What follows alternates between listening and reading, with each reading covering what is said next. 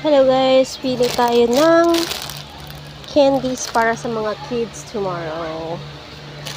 Fruits, tropical fruits. Masarap ba to? Hanap tayo. Parang masarap to ah. Fruit soft candy guys, so ayan.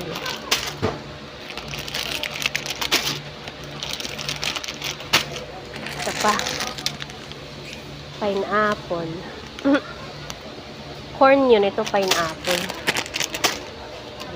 Tigdalawa lang. Platops medyo mahal ang platops. Ito kaya. Ito guys, so masarap to. Ayan. Apat. 29 ang isa. Ito 29 pesos din ang isa. Rocky. Ayan.